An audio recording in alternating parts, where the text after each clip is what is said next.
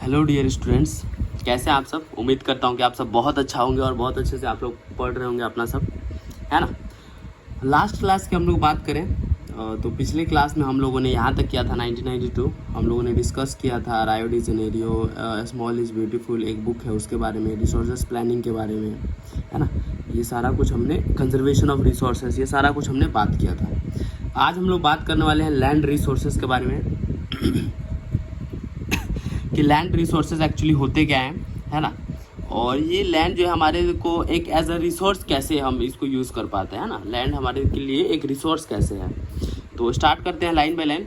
देखिए, we live on land, we perform our economic activities on land and we use it in different ways. कह रहा है कि हम इस ज़मीन पे रहते हैं और इस ज़मीन पे हम लोग बहुत सारा एक्टिविटीज़ करते हैं और इस ज़मीन को बहुत तरीके से यूज़ करते हैं। जैसे दस land is a natural resource of utmost importance. और इसीलिए क्या हो जाता है, लैंड जो होता है, लैंड जो है वो एक इम्पॉर्टेंट रिसोर्स हो जाता है। It supports natural vegetation, wild life, human life, economic activities, transport and communication system. However land is an asset of a finite land is an asset of finite magnitude and therefore it is important to use the available land for various purposes with careful planning। कह रहा है कि ये क्या support करता है, natural vegetation को support करता है, एक्टिविटीज़ को सपोर्ट करता है, वाइल्ड लाइफ रहते हैं, ह्यूमन लाइफ यहाँ पे एग्जिस्ट करती है, इकोनॉमिक एक्टिविटीज़ बहुत सारा लैंड पे होता है, ट्रांसपोर्ट एंड कम्युनिकेशन कराता है ना। लैंड इज एन एसेट, कह रहा है लैंड एक एसेट है, एक लोन की तरह है। Land is an asset of a finite magnitude, land एक लोन की तरह है। Therefore it is important to use the available land for various purposes. और ये यही हो, मतलब इसीलिए क्या हो जाता है, ये बहुत ज़्यादा इंपॉर्टेंट हो जाता है कि हम लोग क्या करें, लैंड को केयरफुल प्लानिंग के साथ बहुत चीज़ों में यूज़ कर सकें, है ना। आगे बढ़ते हैं, नेक्स्ट पैराग्राफ देखिए क्या कह रहा है। India has land under variety of relief features. India has land under A variety of relief feature. Relief feature मतलब क्या होता है कि इंडिया के पास ऐसा नहीं है कि पूरे भारत में प्लेन लैंड ही है। तो इंडिया के पास कहीं प्लेटूज़ हैं, माउंटेन्स हैं, कहीं वैलीज़ हैं, कहीं प्लेन लैंड हैं। तो सब मतलब लैंड में सबका कंट्रीब्यूशन है, तो उसी को रिलीफ फीचर कहा जाता है। अप एंड डाउन जो लैंड होते हैं ना, उसको रिलीफ फीचर्स कहा जाता है। नेमली जैसे माउंटेन्स है, प्लेटूज़ है, प्लेन्स है और आइलैंड भी है। About 43% of the land area is plain. If you talk about the India, तो among 100%, 43% of the land area is plain, only 43% of the land area is plain। तो बाकी का क्या है देखते हैं। Which provide facilities for agriculture industries, और जो कि क्या प्रोवाइड करता है, एग्रीकल्चर और इंडस्ट्री के लिए जगह प्रोवाइड करता है। Mountains account for 30% of the total surface area of the country. जो एरिया का, जो कंट्री का टोटल सरफेस है, जो कंट्री का टोटल सरफेस है, उसमें से 30% जो है क्या है, माउंटेन्स है। Ensure perennial flow of some river, और इसी माउंटेन में क्या होता है, बहुत सारे रिवर्स क्या करते हैं, फ्लो करते हैं। Provide facilities for tourism and ecological aspects, और ये माउंटेन्स क्या करते हैं, टूरिज्म के लिए मतलब एक अच्छी बातें हैं, मतलब टूरिज्म सपोर्ट करते हैं।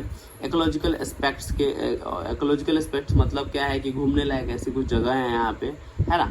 About 27% of the area of the country is the plateau region, और बात करें 27% तो क्या है, प्लेटू रीजन में आता है।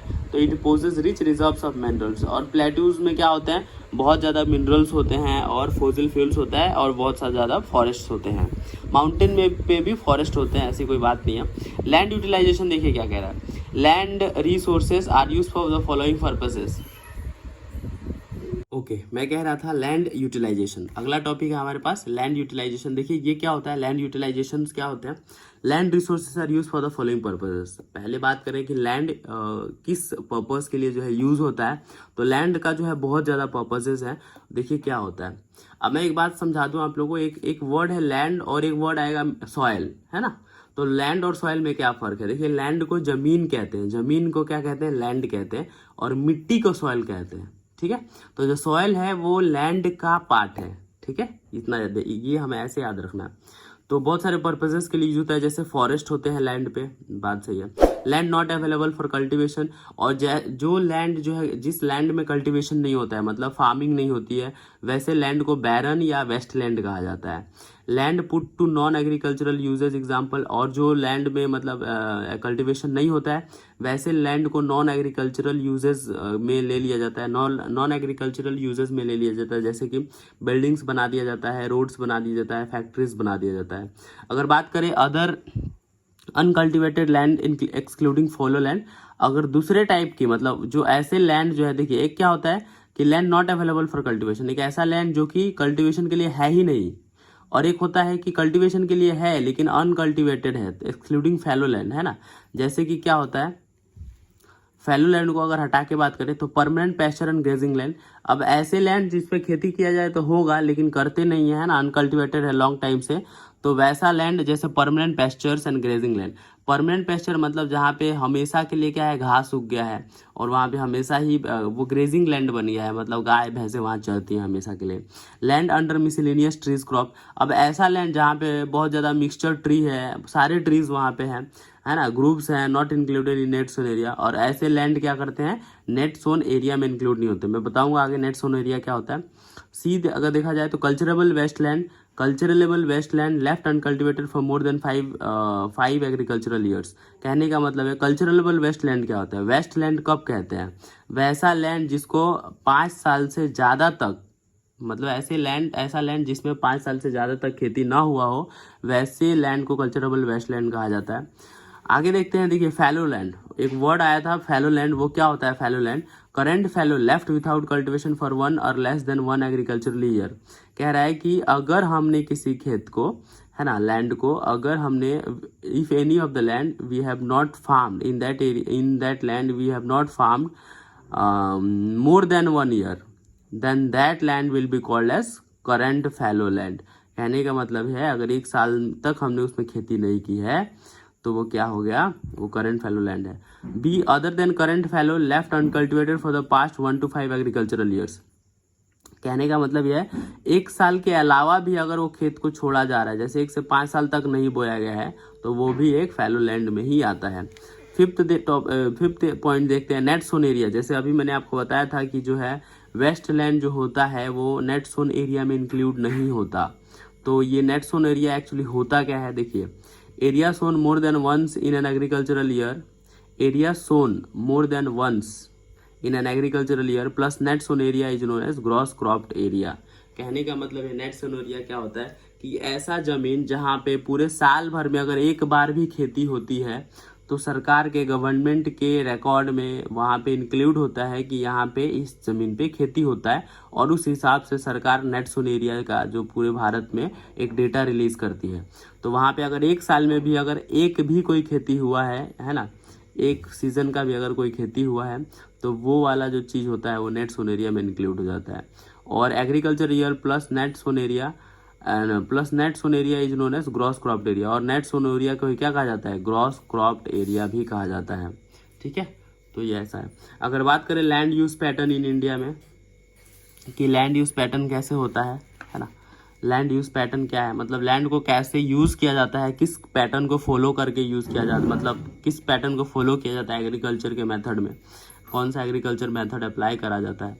तो बात करें the use of land is determined by both physical factors such as topography, climate, soil types as well as human factors such as population density, technological capability and cultural and tradition etcetera. कह रहा है the use of land is determined both by physical, है ना, अगर land का determination देखा जाए तो दोनों तरह से जो है क्या है, प्रभावित है। जैसे कि बहुत सारे फैक्टर्स पे डिपेंड करता है कि लैंड को किस तरह यूज़ करना है। जैसे कि टोपोग्राफी पे, वहाँ का टोपोग्राफी मतलब सीधा सीधा कह सकते हैं रिलीफ फीचर, है ना, जोग्राफिकल फैक्टर, जोग्राफी वहाँ की क्या है, क्लाइमेट डिपेंड करेगा, वहाँ की मिट्टी किस तरह की है, सॉइल टाइप उस पर डिपेंड करेगा। ह्यूमन्स वहाँ के ह्यूमन फैक्टर्स जैसे कि पॉपुलेशन क्या है, डेंसिटी क्या है, टेक्नोलॉजिकल कैपेबिलिटी क्या है, कल्चरल ट्रेडिशंस क्या है, तो उस हिसाब से लैंड यूज पैटर्न इंडिया में डिसाइड होते हैं। अब देखिए वहाँ पे कैपेबिलिटी होना चाहिए, जैसे ट्रैक्टर वगैरह होना चाहिए तभी तो खेती होगा। कल्चरल एंड ट्रेडिशन, वहाँ पे खेती करने की ट्रेडिशन होनी चाहिए। अब लोग वहाँ पे खेती ना करते हो और हम बोले कि नहीं तुम खेती करो, तो वो ट्रेडिशन मतलब नहीं मानेंगे, तो ऐसा हम नहीं कर सकते। तो ये पैटर्न होता है। आगे बढ़ते हैं, नेक्स्ट पैराग्राफ क्या कहता है, देखिए total geographical area of India is 3.28 million square kilometre. कह रहा है हमारे यहाँ पूरे भारत का जो जोग्राफिकल एरिया है, टोटल जोग्राफिकल एरिया है इंडिया का वो 3.28 मिलियन स्क्वायर किलोमीटर। 3.28 मिलियन कहने का मतलब ये है 3 मिलियन मतलब 30 लाख, 2,80,000, 28 मिलियन कह रहा है ना, 2,80,000, 32,80,000 हमारे पास टोटल जोग्राफिकल एरिया है भारत का, है ना। और इसी के बेसिस पे जो है लैंड यूज डेटा रिलीज किया गया है। जैसे अगर देखा जाए तो however is available only for 93% of the total geographical area. However is only, अगर लैंड यूज डेटा देखा जाए तो जैसे हमारे पास ये टोटल 100% है 3.28, तो उसमें से लैंड यूज डेटा जो है सिर्फ 93% का ही टोटल जोग्राफिकल एरिया का हमारे पास लैंड यूज पैटर्न है। क्यों? Because the land use reporting for most of the north east states except Assam has not been done fully. मतलब अगर बात किया जाए तो 100% सर्वे में जो बाकी की ज़मीनें हैं, जो मणिपुर साइड्स हैं, असम के साइड हैं, ईस्टर्न साइड्स में, वहाँ पे सर्वे नहीं हुआ है कि वहाँ पे जो है उस लैंड में खेती वगैरह होता है या क्या है, तो सर्वे ही बाकी है वहाँ पे। इसीलिए 93%, टोटल 93% पे सर्वे जो है डेटा जो है गवर्नमेंट ने दिया है। ठीक है। Moreover some areas of Jammu and Kashmir occupied by Pakistan and China have also not been served.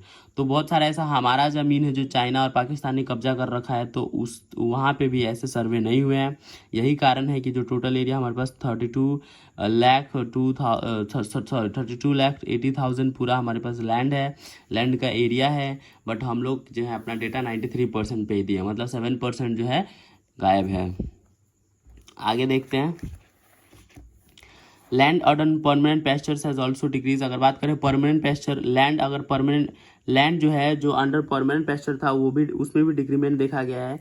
How are we able to feed our huge cattle population on this pasture land and what are the consequences of it. मतलब कह रहा है कि हम कैसे अपने huge cattle, मतलब इतने सारे गैयों को, भैंसों को जो है, कैटल समझते हो ना, गाय भैंस जहाँ रहती है, तो कैसे हम इनको जो है चारा खिलाएंगे और इसके कॉन्सिक्वेंसेस क्या हो सकते हैं, रिजल्ट क्या हो सकते हैं। तो most of the other than the current fallow lands are either of poor quality और the cost of the cultivation.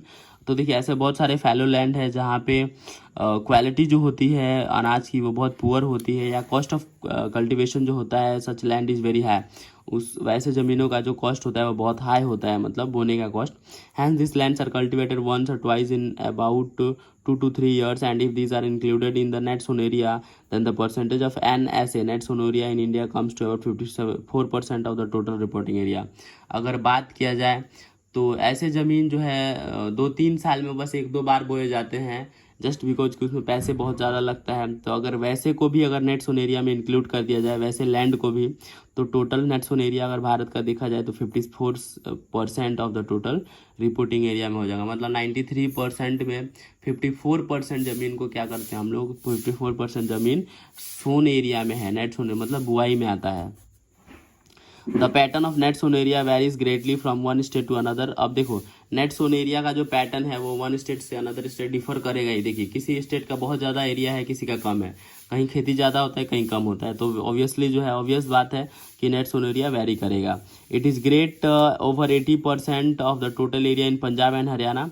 अगर बात करें among 100% of the total land, 80% जो है हरियाणा और पंजाब वाले क्या करते हैं, उसमें खेती करते हैं। एंड लेस देन 10% इन अरुणाचल प्रदेश। और क्या है, अरुणाचल प्रदेश में सिर्फ 10% से नीचे लोग क्या करते हैं, अपनी ज़मीनों में खेती करते हैं। और मिजोरम, मणिपुर, अंडमान निकोबार का यही हाल है। तो मैं कह रहा हूँ ना, एक कल्चर भी होना चाहिए, एक ट्रेडिशन भी होना चाहिए खेती करने के लिए। तो ये सारी चीज़ें डिपेंड करती हैं। वहीं पे हरियाणा और पंजाब जो है अपनी ज़मीनों पे among 100% of the land they use to cultivate 80% of the area, and if we talk about the Arunachal Pradesh, Mizoram, Manipur, below than 10% they used to farm those their areas, है ना। तो ये सारी बातें हैं। आगे बढ़ते हैं, क्या कह रहा है, forest area in the country is far lower than the desire 33% of the geographical area. कहने का मतलब है जो हमारे भारत में जो फॉरेस्ट एरिया है, जो इंडिया में हमारे फॉरेस्ट एरिया है, वो बहुत कम है जितना हमें डिज़ायर होना चाहिए, है ना। हम जितना डिज़ायर करते हैं कितना है, 33% of the geographical area. Total geographical area का मतलब 32,80,000 हमारा टोटल जोग्राफिकल एरिया है। तो उसमें से 33% जो है क्या है हमारे पास, 33% क्या है, फॉरेस्ट एरिया है। तो 32 लाख का 33% कितना हो गया, आप लोग एक बार कैलकुलेट कर सकते हैं। समथिंग अराउंड 11 लाख के करीब हो रहा है, 10,80,000 90,000 के करीब। मतलब 10 लाख स्क्वायर किलोमीटर का एरिया जो है हमारे पास क्या है, फॉरेस्ट से ढका हुआ है। इट वॉज कंसीडर, देखिए अब क्या कह रहा है, and it was outlined in the national forest policy 1952। और ये जो हमारे पास ये जो डेटा है वो नेशनल फॉरेस्ट पॉलिसी में 1952 में दिया गया है। It was considered essential for the maintenance of the ecological balance. ये फॉरेस्ट क्यों मतलब बहुत ज़्यादा ज़रूरी बताया जा रहा है, ताकि इकोलॉजिकल बैलेंस रहे, है ना, इकोलॉजिकल बैलेंस रहे। इकोलॉजिकल मतलब नेचर जो है हमारा बैलेंस रहे। The livelihood of millions of people who live the livelihood of millions of people who live on, बहुत ज़्यादा लोग हैं जो फॉरेस्ट पे भी क्या है, डिपेंडेंट है। बात करें the fringes of this forest, ऐसे फॉरेस्ट पे क्या करते हैं, डिपेंड होते हैं, है ना। और बात करें a part of the land is termed as waste land, और ऐसे एक ऐसा लैंड होता है जिसको हम लोग वेस्ट लैंड कहते हैं। मैंने कहा था वेस्ट लैंड क्या होता है, and land put to other non agricultural uses, है ना। और ऐसा लैंड जो कि नॉन एग्रीकल्चरल यूजेस में डाल दिया जाए उसको भी वेस्ट लैंड ही कहा जाता है। Waste land includes, waste land में और क्या क्या होता है, देखिए वेस्ट लैंड और किसको किसको कैसे कैसे ज़मीनों को और वेस्ट लैंड कहा जा सकता है, जहाँ पे रॉकी हो, पत्थर टाइप हो, एरिड हो मतलब थोड़ा सूखा हो, या पूरी तरह मरुस्थल हो, डेजर्ट हो। वैसे एरियाज़ को क्या करते हैं, नॉन एग्रीकल्चरल यूजेस में ले लेते हैं, जैसे कि सेटलमेंट्स करा देते हैं लोगों का, रोड्स बना देते हैं, रेलवेज बना देते हैं, इंडस्ट्री जो है सेटअप कर दिया जाता है, etcetera etcetera etcetera. Continuous use of land over a long period of time without taking appropriate measures to conserve and manage, it has resulted in land degradation. अब देखिए क्या हो रहा है, एक ही लैंड को हर साल आप एक ही चीज़ बोए जा रहे हो, उसमें बोए जा रहे हो, मतलब उसमें जो कल्टीवेशन कर रहे हो एक ही टाइप का क्रॉप कर रहे हो, और हर ईयर मतलब हर सीजन करे जा रहे हो। तो उस तरह से क्या होता है कि इस तरह से देखा जाता है, लैंड डिग्रेडेशन भी देखा गया है, लैंड डिग्रेडेशन भी क्या हुआ है, देखा गया है। This in turn has serious repercussions on society and the environment. और ये क्या होता है कि ये सोसाइटी पे सीरियस एक रिपरक्यूशंस है, मतलब चिंताजनक सिचुएशन है सोसाइटी के लिए और हमारे एनवायरनमेंट के लिए। Let's move to the next topic, land degradation and conservation measure. अब देखिए जो लैंड डिग्रेडेशन होता है, मैंने बताया लैंड डिग्रेडेशन होने के बहुत सारे कारण होते हैं, एक ही नहीं होता है ना। बट हम लैंड अगर कल्टीवेशन के तौर पे बात करें, if you talk about in the terms of cultivation, then if you are cultivating one type of farming, one type of crop in your field, then your land can degrade, है ना। आपका land degraded हो सकता है ना, खराब हो सकता है। तो उसके लिए क्या करना चाहिए, we should follow the different crops for the cultivation according to the season. हमें क्या करना चाहिए कि अलग अलग जो है क्रॉप्स बोने चाहिए सीजन के हिसाब से, और उस तरह से हमारा जो है क्या है, हमारी जो न्यूट्रिएंट्स हैं सॉइल की वो बैलेंस रहेंगी। आगे देखते हैं क्या है land degradation and conservation measure. आगे पढ़ते हैं इस टॉपिक में कि लैंड डिग्रेडेशन होता है क्या, उसको कैसे कंजर्व किया जा सकता है। तो we have shared our land with the past generations and we will have to do so with the future generations too. अब हम कह रहा है कि हमारा जो लैंड है हमने अपने पास्ट जनरेशन से शेयर किया, मतलब हमारे पास्ट से ही तो आया है हमारे पास, और हमारे फ्यूचर के पास भी जाएगा, मतलब आने वाले लोगों के पास भी जाएगा। तो 95% of our basic needs for food, shelter and clothing are obtained from land. अगर बात किया जाए तो 95% of the requirement of the human beings, है ना, is fulfilled by the shelter, clothing and from the land. So human activities have not only brought about degradation of land but also have aggravated the pace of natural forces to cause damage to land. कहने का मतलब ये है कि जो human की activities हैं, they only not destroyed they not only degraded the land but also they have increased the pace, मतलब they have increased the speed to cause the damage to land। मतलब क्या सीधा सीधा कह सकते हैं कि इंसानों के जो एक्टिविटीज़ है उन्होंने सिर्फ लैंड को के नमी को बर्बाद नहीं किया है, बट जो है नेचुरल एक्टिविटीज़ जो होती है उसकी भी रफ्तार को बढ़ा दिया है। कैसे, some human activities such as deforestation. अगर बात करें बहुत सारे ह्यूमन एक्टिविटीज़ जैसे डिफॉरेस्टेशन, पेड़ों को काटना, ओवर ग्रेजिंग, बहुत ज़्यादा चरवाहों को मतलब बकरियों को चराना, गाय को चराना, माइनिंग, है ना, माइनिंग आप लोगों को पता ही है। Quarrying to have contributed significantly in land degradation. Mining and quarrying एक टाइप का माइनिंग जैसा ही है, एज जहाँ तक मुझे पता है, to have contributed significantly in land degradation. ये सारे जो है क्या है, लैंड डिग्रेडेशन में क्या है, कंट्रीब्यूशन जो है निभा रहे हैं। मतलब लैंड डिग्रेडेशन का जो अगर मेन कारण देखा जाए तो पहला तो एक टाइप का फार्मिंग कल्टीवेशन हम लोग करते हैं, एक टाइप का क्रॉप बोते हैं, वो एक पहला हो गया। दूसरा बहुत सारी ह्यूमन एक्टिविटीज़ की वजह से होता है, जैसे लोगों का पेड़ काटना, ओवर ग्रेजिंग कराना, माइनिंग कराना, क्वायरिंग कराना। तो ये सारा ही चीज़ जो है रिस्पॉन्सिबल है लैंड के डिग्रेडेशन के लिए। Mining sites are abandoned after excavation work is complete, leaving deep scars and traces of over burning. देखो mining sites are abandoned, mining sites जो है, माइनिंग साइट्स को रोक दिया गया है after excavation work is complete, leaving deep scars and traces of over burdening, है ना। जब मतलब प्रॉब्लम बहुत ज़्यादा बढ़ने लगा तो माइनिंग साइट्स को बहुत जगह क्या कर दिया गया है, अबंडन कर दिया है, रोक दिया गया है। In states like Jharkhand, Chhattisgarh, Madhya Pradesh and Orissa, deforestation due to mining have cause severe land degradation. अब देखिए हमारे पास जहाँ पे मिनरल्स होंगे जिस स्टेट में, वहाँ माइनिंग तो क्या है कि बहुत मतलब लोग करेंगे ही, सरकार माइनिंग करेगी ही, लेकिन सरकार को भी ये ध्यान रखना चाहिए कि माइनिंग से क्या है, डिफॉरेस्टेशन होता है। मतलब प्लेट्यूज क्या पे क्या होते हैं, पौधे, पेड़ पौधे होते हैं, जंगल होता है, और जंगल में मतलब पेड़ पौधों, अगर प्लेटूज में क्या होते हैं, मिनरल्स भी होते हैं, उसके ऊपर क्या होता है, पेड़ पौधे होते हैं। तो मिनरल्स निकालेंगे तो पेड़ पौधे अल्टीमेटली गिरेंगे, and that the process is what, पेड़ की कटाई, डिफॉरेस्टेशन। तो डिफॉरेस्टेशन होगा, और ये डिफॉरेस्टेशन की वजह से लैंड का डिग्रेडेशन होता है मतलब लैंड की जो है क्वालिटी खराब होती है। In states like Gujarat, Rajasthan, Madhya Pradesh and Maharashtra, over grazing is one of the main reasons for land degradation. अगर बात करें स्टेट लाइक मध्य प्रदेश हो गया, गुजरात हो गया, राजस्थान हो गया और महाराष्ट्र हो गया, तो वहाँ पे ओवर ग्रेजिंग एक मेन कारण है लैंड डिग्रेडेशन का, जमीन के खराब होने का। In the states of Punjab, Haryana, western Uttar Pradesh, over irrigation is responsible for land degradation. और बात करें यूपी का, मतलब Uttar Pradesh, western Uttar Pradesh, Haryana, and if you talk about the Punjab, then over irrigation is responsible for land degradation due to water logging leading to increase in salinity and alkalinity in the soil. अब क्या होता है, बहुत ज़्यादा वो एक्सेस वाटर लोग क्या करते हैं, बहुत लंबे समय के लिए स्टोर कर देते हैं, और पानी क्या करता है, खेत को अल्कलाइन और सलाइन बना देता है, और इस तरह क्या होता है, फसल बर्बाद हो सकती है, ज़मीन खराब हो सकता है। The mineral processing like grinding of limestone for cement industry and calcite and soapstone for ceramic industry generate huge quantity of dust in the atmosphere। अब देखिए जहाँ पे क्या होता है, सीमेंट बनता है, वहाँ पे डस्ट तो उड़ेगा उड़ेगा। कैल्साइट हो गया, एक टाइप का पत्थर है, सोप स्टोन बनाने के लिए सिमेरिक इंडस्ट्री में ले जाने के लिए जनरेट किया जाता है। मतलब बहुत ज़्यादा ये कंपनीज में यूज़ करने के लिए ये सारा कुछ किया जाता है, पत्थरों को तोड़ा जाता है, सीमेंट बनाया जाता है।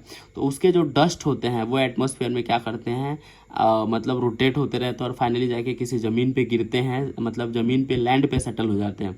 और वहाँ पे लैंड पे जब सेटल हो जाएगा तो एक लेयर बना लेगा, और फिर वहाँ की फसलें क्या हो, ख़राब हो सकती हैं, मतलब वहाँ का ज़मीन जो है उसकी क्वालिटी ख़राब हो जाएगी। It retards the process of infiltration of water into the soil. Process of infiltration of water मतलब क्या करता है, वैसे डस्ट पार्टिकल पानी को अंदर नहीं जाने देते हैं, एक लेयर अलग से बन जाता है ऊपर, तो सॉइल क्या करता है, सॉइल जो है क्वालिटी ख़राब हो सकती है। In recent year industrial influences waste है become a major source of land and water pollution in many parts of the country. अगर आम तौर पे बात करें जनरली आज present time, if you talk about the present time, then जो the waste material of the industries is a major cause of the land degradation nowadays. कहने का मतलब है जो वेस्ट मटेरियल कंपनी से निकलती है वो एक मुख्य कारण बन गया है आज के लिए, और इसके वजह से लैंड पॉल्यूशन और एयर पॉल्यूशन बहुत ज़्यादा हो रहा है, वाटर पॉल्यूशन भी हो रहा है। आगे बढ़ते हैं। there are many ways to solve the problems of land degradation। देखिए ऐसे बहुत सारे we have many ways, there are many ways how we can solve the problem of land degradation। let's come to the one by one। afforestation and proper management of grazing can help to some extent। afforestation मतलब deforestation पेड़ काटना, afforestation पेड़ लगाना, तो पेड़ लगाया जा सकता है बहुत ज़्यादा, और प्रॉपर मैनेजमेंट ग्रेजिंग के लिए क्या है, फील्ड अलॉट कर देना चाहिए कि इस एरिया का ग्रेजिंग का फील्ड यही है, तो प्रॉपर मैनेजमेंट लेके भी लैंड का डिग्रेडेशन रोका जा सकता है टू सम एक्सटेंट, कुछ हद तक। Planting of shelter belts of plant, control on over grazing. Planting of shelter belts of plant कह रहा है कि शेल्टर बेल्ट्स का क्या है, प्लांटिंग करना चाहिए, है ना, ताकि ओवर ग्रोजिंग को कंट्रोल किया जा सके। Stabilization of sand dunes by growing thorny bushes. अब देखिए ये भी करना चाहिए कि जो हमारे ज़मीन पे जो सैंड ड्यून्स होते हैं, छोटे छोटे पार्टिकल्स होते हैं, वो क्या है, इरोड ना हो जाए, उनका कटाव ना हो जाए, तो वहाँ से अगर विंड के मदद से अगर उड़ के चले जाएंगे तो वहाँ पे भी लैंड डिग्रेडेशन देखा जा सकता है। तो उस चीज़ों से हमें बचना चाहिए। कैसे बचना चाहिए, छोटे छोटे पौधे वहाँ लगा देने चाहिए, थॉर्नी बुशेस लगा देंगे तो ये एक मेथड हो सकता है जहाँ पे लैंड डिग्रेडेशन एरिड एरियाज में बचाए जा सकते हैं, जहाँ पे वो थोड़ा समुद्र, जहाँ पे एरिड एरियाज मतलब जहाँ पे क्या है, बारिश वगैरह कम होती है। प्रॉपर मैनेजमेंट ऑफ वेस्टलैंड का प्रॉपर मैनेजमेंट होना चाहिए, कंट्रोल ऑफ माइनिंग एक्टिविटीज़ का कंट्रोल होना चाहिए, प्रॉपर डिस्चार्ज होना चाहिए और डिस्पेसल होना चाहिए इंडस्ट्रियल एफ्लुएंट्स का।